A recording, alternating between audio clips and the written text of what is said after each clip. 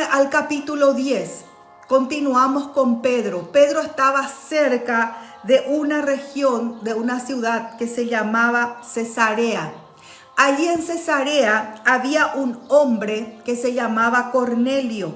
Él era un hombre, era centurión de la compañía llamada la italiana, un centurión romano. Él no era judío, él no era del pueblo de Israel, él era un centurión romano, él tenía bajo su gobierno 100 soldados bajo su orden, pero él era un hombre temeroso al Dios de Israel. Él escuchó del Dios de Israel y él era devoto del Dios de Israel. Y por cuanto él era devoto del Dios de Israel, él hacía bien al pueblo de Israel. Él hacía bien al pueblo de Dios. Dice que él con toda su casa, él temía a Dios y hacía muchas limosnas también, mucho bien, mucha ayuda económica al pueblo. ¿A quién pueblo? Al pueblo de Israel, a los judíos, y oraba a Dios siempre. Él oraba al Dios de Israel. Y en uno de esos momentos que él oraba, que él estaba en la presencia de Dios, miren lo que pasó.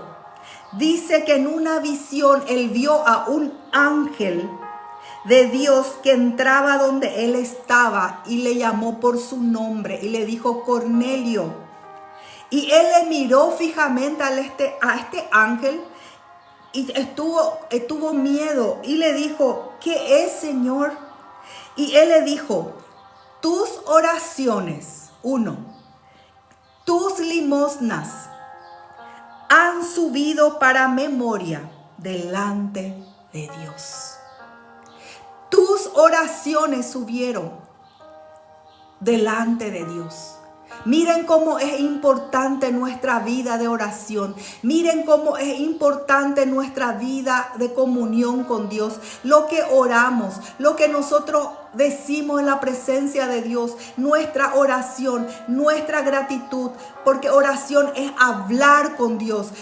Oración, yo puedo elevar una oración en forma de cantos. Yo puedo elevar una oración a Dios en forma de clamor, en forma de gratitud. Yo puedo elevar mi adoración a Dios estando en la presencia de Dios. Yo puedo elevar mi oración a Dios en forma de intercesión.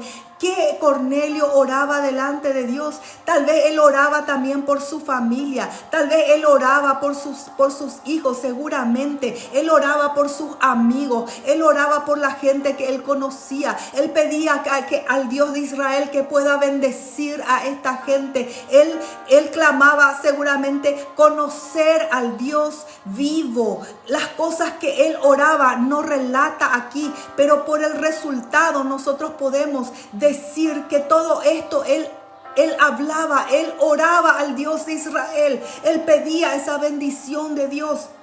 Que Dios se pueda manifestar a ellos, que Dios se pueda manifestar a su familia, a su casa. Y dice que él no solamente eso, él hacía los actos de justicia. Los actos de justicia es hacer lo que la palabra nos dice que tenemos que hacer. Dar es al pobre, bendecir al pobre, extender la mano al necesitado, dar nuestras ofrendas en medio del pueblo de Dios, bendecir a nuestros hermanos. Esos son los actos de justicia, extender nuestra mano al huérfano, a la viuda, al desamparado. Y él hacía sus actos de justicia. Y dice que las dos cosas subieron delante de Dios: lo que él oraba y lo que él daba. Lo que él oraba y lo que él daba. Las dos cosas subieron delante de Dios. Dice como memoria. Memoria es recuerdo. Dios se recuerda. Dios trae en su recuerdo todo lo que nosotros hacemos en acciones y lo que nosotros hacemos delante de Dios en oraciones. Y todo eso dice que subió y tuvo su respuesta. Y le dijo el ángel: envía a Jope, anda también envía personas a la ciudad de Jope, en la casa de uno que se llama Simón el curtidor. Allí va a estar uno, Simón llamado Pedro. Manda llamarle y él te va a decir lo que tenés que hacer. Él te dirá lo que es necesario que hagas. ¿Se acuerdan ayer cuando el Señor le apareció a Saulo de Tarso y Saulo le dijo, ¿qué querés que haga? Y acá el ángel le dijo, él te va a decir lo que tienen que hacer. Entonces él envió a la ciudad cercana. Jope era una ciudad cercana de Cesarea y él envió para que vayan a buscar a Pedro. Y como Dios es perfecto, cuando le habla a uno, ya prepara y le habla al otro. Dios prepara todo, Dios es perfecto. Y dice que Dios empezó a hablarle también a Pedro, porque Pedro tenía que estar preparado para ir a la casa de este centurión romano, porque los judíos no iban a la casa de un gentil, mucho menos de un centurión romano. Porque para ellos, los gentiles, ellos no eran limpios. Los gentiles son los que no son del pueblo de Israel. Para ellos, los gentiles somos todos nosotros que no somos israelitas. Y dice que mientras él estaba en la azotea, Pedro también se subió a orar. Él se subió a orar en la azotea. También él estaba en oración. Como es importante nuestro tiempo de oración, porque ahí recibimos la dirección y la voz de Dios. Y él tuvo, dice Pedro, tuvo hambre. Gran hambre, dijo que tuvo Pedro. Y quiso comer, pero mientras se le preparaba algo, él entró en éxtasis. Éxtasis es un estado espiritual donde Dios te lleva. Entras en éxtasis, no es arrebatamiento, pero como que vos no sabes si vos estás en el espíritu o estás en la carne.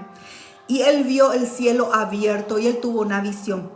Vio que descendía un lienzo grande, atado a las 4 puntas, y fue bajado delante de él. ¿Y qué había en ese lienzo? Había animales. Había animales, cuadrúpedos, terrestres y reptiles y aves del cielo. Pero eran todos inmundos. Eran animales inmundos. Cuando digo, no es que eran sucios, sino que era considerado para ellos, para la religión judía, impuros, inmundos. Ellos no podían comer lo que era impuro. Ellos no podían comer, no podía participar de la dieta estos animales. Eso era su religión judía, lo que le decía. Pero descendió delante de él con esos animales este lienzo. Y le dijo la voz, levántate Pedro, mata y come. Y Pedro le dijo, Señor, no voy a comer ninguna cosa inmunda, he comido jamás. Y volvió la voz y le dijo por segunda vez, lo que Dios limpió, no lo llames tú común. Lo que Dios limpió, no llames tú común, no llames impuro, no llames inmundo. Lo que Dios limpió, no llames despreciado. No menosprecies lo que Dios limpió, no menosprecies. Y esta visión 3 veces ocurrió. Y mientras Pedro estaba pensando qué significaba esa visión, el Espíritu Santo le habló y le dijo, aquí 3 hombres están llegando a la casa y vienen a llevarte, andate con ellos. Y en ese momento llegaron las personas en esa casa y preguntaron por Pedro y le contaron por qué vinieron a buscarle. Le contaron la visión que tuvo Cornelio y ellos le contaron que Cornelio le mandó llamar y él se fue porque el Espíritu Santo ya le dijo que él le acompañe a estos hombres. Entonces él se levantó y se fue sin dudar. Y cuando él estaba llegando a la casa de Cornelio, entró en Cesarea y Cornelio le estaba esperando. Y Cornelio le convocó, le llamó a sus parientes y a sus amigos cercanos. Había mucha gente en la casa de Cornelio. Imagínense la alegría de Cornelio. Él tuvo una visión de un ángel. Dios le mandó traer a un hombre. Él le mandó y él le llamó también en fe. Y con fe a toda su familia, a sus amigos, vengan, reunamos, vamos a esperar a este hombre que Dios, que este ángel me dijo que nos va a decir qué tenemos que hacer. Él tiene la palabra para darnos, Él tiene una palabra para darnos dirección, para que podamos recibir esa dirección de Dios. Y cuando Cornelio le vio a Pedro que llegaba, él corrió y dice que él se postró y le adoró. Pero Pedro, como él sabe que ningún hombre puede recibir adoración, ni hombre, ni ángel, solamente el que puede recibir adoración, delante de quien podemos postrarnos, humillarnos y rendirnos, es delante de Dios. Y le dijo, levántate, levántate, pues yo también soy hombre, no me adores, yo no puedo recibir adoración. Y hablando con él, le entró y vio mucha gente reunida. Y entonces Cornelio le contó toda la visión. Y en el versículo 34 del capítulo 10, Pedro, abriendo la boca, dijo esto: en verdad ahora comprendo que Dios no hace acepción de personas. Para Dios toda persona es importante. Toda persona tiene el mismo valor delante de Dios. Toda persona es importante. Desde el que está por las calles andando, desde el que está en el palacio. Pero ¿qué es lo que hace con que haya diferencia entre las personas? No es delante de Dios, sino recuérdense la acción de Cornelio. Él se conectó con Dios porque él oraba y porque él tenía acciones de justicia, y eso subió delante de Dios y desató este tiempo de milagros y de salvación que vamos a leer que ocurrió en la casa de Cornelio. Toda persona es importante, pero lo que hace la diferencia es lo que las personas hacen delante de Dios, de buscarle, de buscar al Dios verdadero, de orarle, de clamarle, de adorarle, de hacer justicia, de vivir una vida en justicia. Eso es lo que dice: sube delante de Dios y desciende una respuesta. Eso fue lo que pasó en la casa de Cornelio. Y Pedro se dio cuenta que no había ya diferencia entre judíos y gentiles. Y dijo: sino que en toda la nación se agrada del que le teme y hace justicia. Miren acá lo que dice Pedro: no hay acepción de personas. Dios no hace diferencia de personas. Pero hay los que consiguen agradar al corazón de Dios. Aquellos que le temen, aquellos que le buscan, aquellos que le adoran, que oran y que hacen actos de justicia. Eso mueve la mano de Dios. La mano de Dios y la acción de Dios mueve todo esto. Y allí Pedro empezó a hablarle a ellos de Jesús. Y les dijo: ustedes saben y escucharon cómo Dios ungió con el Espíritu Santo y con poder a Jesús de Nazaret. Y cómo Él anduvo haciendo bienes y sanando a todos los oprimidos por el diablo, porque Dios, el Padre, estaba con Él.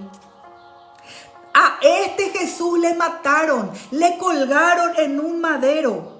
Y a este Jesús Dios le levantó al tercer día e hizo que se manifieste. Y Él estuvo con nosotros, Él resucitó y Él estuvo con nosotros.